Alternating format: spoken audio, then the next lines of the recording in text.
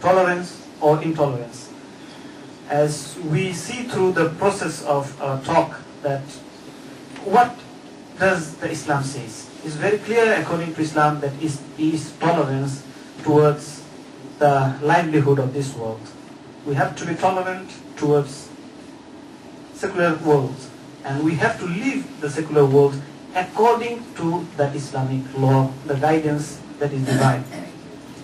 So we see some other examples from the Quran and from the Hadith, inshallah, that many of the Muslims now living in this community, sometimes is very obsessed that we found that we are cold feet ourselves to carry the message of Islam to the non-Muslims.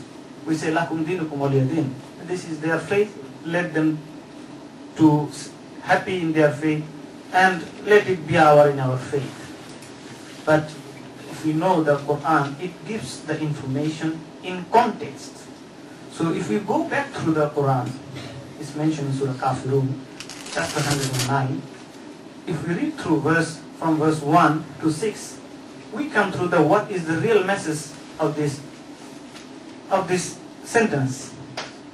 Allah subhanahu wa ta'ala starts the verse with that kul. When it says kul, it's a direct order to the believer. Kul. He is telling us, Ya ayyuhal kafirun, those who disbelieve. So Allah subhanahu wa ta'ala ordered us to correct the people, like we have to correct the people. Maybe we recite the Surah Ikhlas, chapter 112, and that is Qul, say, Huwallahu Ahad, that He is Allah, the one and only. Allahu Samad, He is absolute and He is eternal. He has no beginning, He has no end. Lam yalid walam yulad, that He beget not, nor is He begotten. Walam yakullahu kufuwan ahad, and there is nothing whatever like unto Him. This is the message what we Muslims are not supposed to read only by ourselves, but it is a message to deliver to others. Allah says, Kul. So this Surah Kafirun is also an instruction to the Muslims. That Kul ya ayyuhal kafirun, say to the people of the disbelief, La a'budu ma ta'budun, you will not believe that what I believe. Wala antum a'biduna ma a'bud, and I will not believe what you believe. Wala ana a'bidum ma abadtum, and I don't believe that what you believe. Then at the ending verse it says, Lakum dinukum waliya din. When we say this believer to believe in our faith, why? The reason that I explained. And then if the unbeliever, they says, no, we will not believe about your belief, you should believe in our faith. Then the Quran says, Lakum dinukum waliya din. You tell them that for you is your belief, for us is us. No fighting. You just tell them that, okay, you enjoy your way of life, we enjoy our way of life. And we know the reasons why Allah subhanahu wa ta'ala says that. That to is your din, to my is mine. Because many of the media now today is propounding that Islam is an intolerance religion. It preaches its followers to spread Islam by the use of sword. But when we read the Quran, I said we have to read the Quran as a context. Allah subhanahu wa ta'ala says in the second chapter of the Quran, Surah Baqarah chapter 2 verse 256. We know this verse, La ikraha fad-din. The translation of the meaning is that there is no compulsion, no force in terms of worship. We are not entitled to force any single human being to accept our faith. This is very clear. But we must not stop there. The verse continues that قَدْ تَبَيَّنَ الرُّشْدَ مِنَ الْغَيِّ, that the truth stands far out from the error. Allah is continuing that those who leave others and hold the rope of Allah, they are upholding the strongest rope. And Allah truly knows who are really guided. So this is very clear that when it comes to the faith, religion, practice, we are not being told to force a single human being. Because this is worthless and this is rubbish.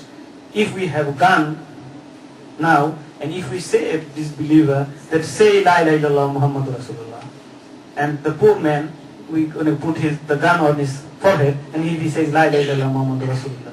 What does this carries for? Nothing. People say Islam was spread by the sword. I will try to clarify these things, inshallah. So we should not hate the people of the society. We must try to encourage them to see the good things. Maybe they have understood the things which they have learned from the media. We know that how the media is now bombarding Islam. They are attacking Islam in a wrong manner. The things that is alien to Islam. Islam is always there till the last 1400 years as a peaceful religion. And till today, it is the most tolerant and most peaceful religion on this face of this earth. So, I says, why we should not hate, how we can hate others. Well, Allah subhanahu wa ta'ala says in Surah Isra, chapter 17, verse 70, that وَلَقَدْ قَرَّمْنَا بَنِي آدَمَ. I, the Creator Allah, قَرَّمْنَا بَنِي آدَمَ. He has honored the children of Adam. We know we all are children of Adam and Eve. May Allah be pleased with them both. So, we have a common grandparents. Maybe I am middle, maybe some are black, maybe some are white, maybe some are tall, maybe some are short. We may be living in Sweden, or maybe Sudan, maybe Somalia, maybe America, but we have a common grandparents. And each and every individual human being have been honored by the Creator Himself. So how can we, as a believer of Allah subhanahu wa ta'ala, we can hate others? But many of the Muslims, sometimes out of their ignorance or maybe foolish awareness, they say, no, we hate the non-Muslims. We must respect the others because Allah Himself respects the others. But what is the criteria? Who is honored mostly in the sight of Allah? He has also prescribed that. I have children, the children of Adam, but among the children of Adam, there are someone who is given higher honor. Who are these? Allah says in Quran, in Surah Hujurat, chapter 49, I am giving the references so that it can help you to arm yourself. If you go back to your home, you check up whatever the translation you have, the Swedish, English, or some other translation, you can see through the meaning of these verses, the translation, or if you understand Arabic, is very clear. Allah says, Allah is addressing to the mankind, that Ya ayyuhan nas, Surah Hujurat, chapter 49, verse 13. Allah says, Ya ayyuhan nas, O mankind, inna khalaqnakum, it is we who have created you. Min zakari wa unsa wa ja'alnakum, from a single pair of male and female. That is Adam and Eve. May Allah be pleased with them both. And Allah is continuing. Ya ayyuhan nas, inna khalaqnakum min zakari wa unsa wa ja'alnakum shu'uban wa qaba'ila lita'arafu inna akramakum indallahi atqakum innallaha alimun kabir. That I have created you from a single pair of male and female and split you into nations and tribes. Not that you shall despise each other, you shall fight each other, but lita'arafu, the Arabic word used here, so that you may understand each other, you may respect each other. And the most honorable, Allah says, in the sight of Allah, the person who have more taqwa. The translation of the meaning in the word taqwa is who have more God consciousness, who have more fear about God, who is more act on his righteous deeds. So it is your piety, it is our piety, it is our righteous deeds, it is our fear of Allah, it is our God consciousness. So this is the things Allah has honored. Among the mankind, Allah says, I have honored most those who follow me. And that is the common practice. If you are a parent, if you have many child, you love those who follow you, or whatever you said, whatever you told him or her. If we live in a community, whom we love most? Those who love us most, those who follow us most. So Allah says, whatever I give is best for you. And if you follow that, I love that person that better than the other one who don't follow my word. So that is the clear message as an understanding level of each and every individual human. So in this verse, it gives another meaning. The same verse of the Quran can be interpreted in many ways. So this verse, Allah gives us an instruction about universal brotherhood. We see that many of the Muslims, we know that why we offer salah together. We know we have a problem of the mankind, of racism, of color, of caste, of creed. But how to solve this problem?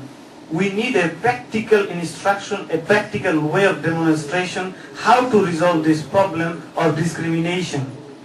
in racial field, in the field of color, or rich, or poor.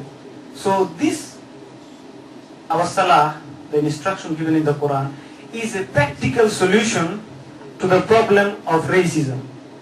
Because the Quran says, Atiullah, Ati Rasul, follow the messenger. And the Prophet ﷺ, he teaches us how to pray.